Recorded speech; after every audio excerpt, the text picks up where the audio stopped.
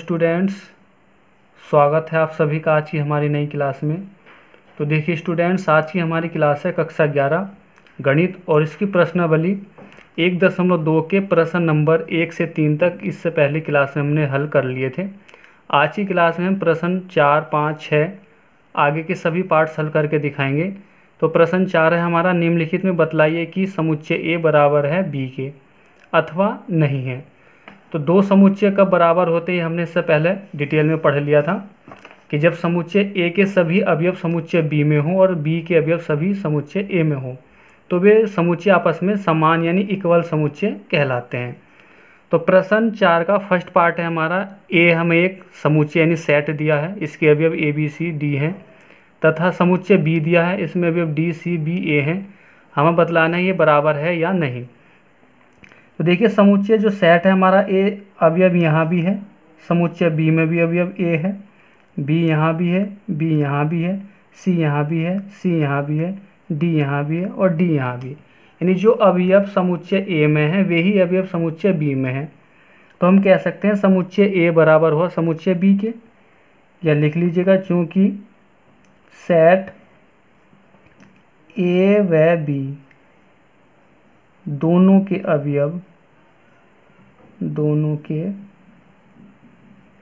अवयव A B C D हैं यानी समान है, तो इसलिए हम कह सकते हैं समुच्चय A बराबर होगा समुच्चय B के। यही हमारा आंसर हो जाएगा। आगे सेकंड पार्ट है हमारा, समुच्चय A में 4, 8, 12, 16 तथा B में 8, 4, 16, 18 है। हमें बतलाना है ये समुच्चय बराबर है या नहीं। अब देखिए समुच्चय A में 4 है, यहाँ भी 4 है, 8 है, 8 यहाँ भी है, 12 यहाँ है, 12 नहीं है, अब 16 यहाँ है, 16 यहाँ है।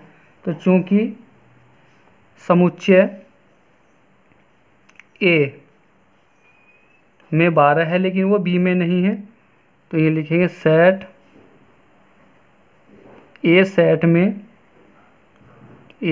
में 12 अवयव है परंतु B में नहीं है, तो इसलिए समुच्चय A बराबर नहीं है B के। यही हमारा आंसर हो जाएगा। आगे थर्ड पार्ट है हमारा, समुच्चय A दिया हमें जिसके अवयव हैं 2, 4, 6, 8, 10 और समुच्चय B में कहा गया कि x एक समधनात्मक पूर्णांकों का समुच्चय है, पूर्णांक का समुच्चय है और x का जो मान है 10 से कम है या 10 के बराबर है। तो इसको समुच्चय में लिखेंगे हम, तो क्या समुच्चय अवयव हो जाएंगे इसके 2, 4, 6, 8, 10 तक, यानी ये सम संख्याओं का समुच्चय हुआ हमारा। अब हमें समुच्चय A में देखना है और B में देखना है। समुच्चय A में भी अवयव 2 है, B में भी, अब यानी जो अवयव समुच्चय A में है वही समुच्चय B में है अवयव। तो हम यहाँ लिखेंगे चूँकि सेट A व B के अवयव 2, 4, 6, 8, 10 हैं, यानी जो A में है वही B में है, तो इसलिए सेट A बराबर हो जाएगा B के। यही हमारा आंसर होगा। आगे 4 पार्ट है, A समुच्चय दिया हमें, कहा है कि x एक संख्या x का एक गुणज है। x जो है संख्या 10 का एक गुणज है। तो यहाँ से हम इसको पहले रोस्टर रूप में लिख लेंगे, तो क्या हो जाएगा, यानी 10 का गुणज 10, 20 पढ़ लेंगे, 10 का 30, 40 ... आगे समुच्चय B हमें दिया है। अब समुच्चय A में अवयव 10 है, 10 यहाँ भी है, 10 यहाँ भी है, यहाँ 15, यहाँ 20 और 20 तो है लेकिन 15 यहाँ नहीं है, 25 भी यहाँ नहीं है। तो हम लिखेंगे चूँकि 10 के गुणजों में 15, 25 नहीं आते, नहीं आते हैं। तो इसलिए ए सेट बराबर नहीं है बी के, यही हमारा आंसर हो जाएगा। आगे प्रश्न 5 है हमारा, क्या निम्नलिखित समुच्चय युग्म समान है, कारण सहित बताइए। तो दो समुच्चय दिए हमें, समुच्चय ए फर्स्ट पार्ट में जिसके अवयव हैं 2, 3, समुच्चय बी में एक्स समीकरण है 2 घात का हल हमें ये बतलाना है ये समान है या नहीं है। तो इसको हम जब इसका हल करेंगे रोस्टर रूप में लिखेंगे समुच्चय बी को, तो ये आ जाएगा 3 दूनी, इसको हल करेंगे एक्स स्क्वायर गुणनखंड जब करेंगे तो ये आ जाएगा x square 3x plus 2x plus 6, तो यहाँ से गुणनखंड आ जाएंगे हमारे x प्लस 3 और x प्लस 2। तो यहाँ से x के जो मान होंगे वो -2, -3 आ जाएंगे हल करने पर। अब तो अवयव क्या हो जाएंगे हमारे -2, -3 समीकरण का हल आ जाएगा हमारे पास। अब देखिए समुच्चय ए में अवयव समान हो रहे हैं, यहाँ पे +2 है, यहाँ -2, यहाँ +3, यहाँ -3। तो चूंकि समुच्चय ए के जो अवयव हैं समुच्चय बी से भिन्न है, चूंकि सेट ए के अवयव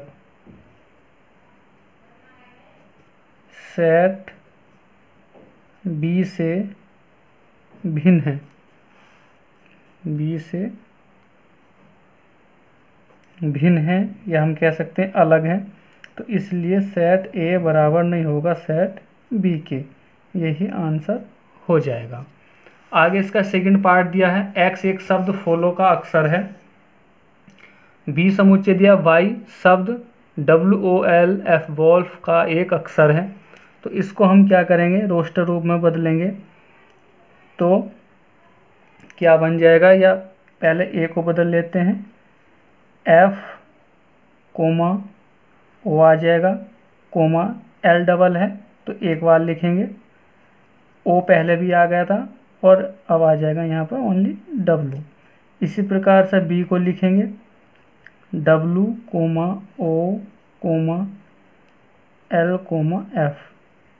अब इनके अवयव चेक करेंगे हम, देखिए W यहाँ भी है, W यहाँ भी है, O यहाँ है, O यहाँ भी है, L यहाँ भी है, L यहाँ भी है, F यहाँ भी है, F यहाँ भी है। यानी A में जो अवयव है वही समुच्चय B में है। तो हम कह सकते हैं कि समुच्चय A बराबर है समुच्चय B के, चूँकि अवयव इस सेट A व सेट B के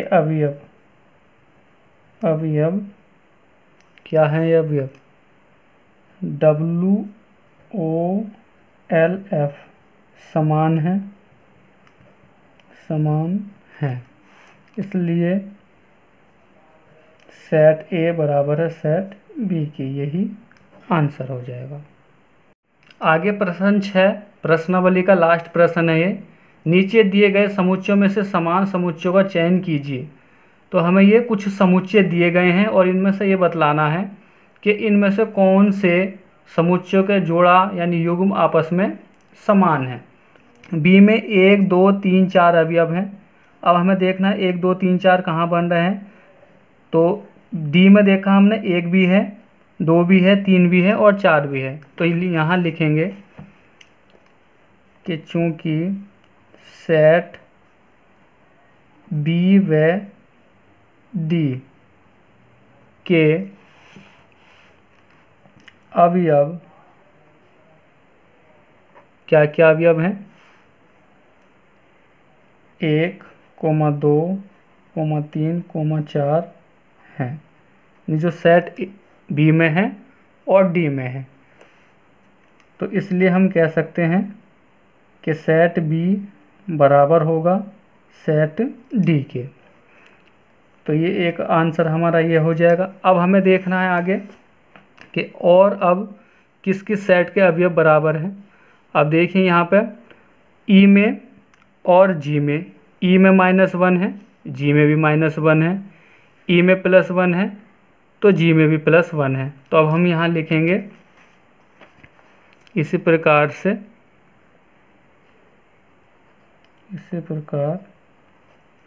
सेट ई और जी के अवयव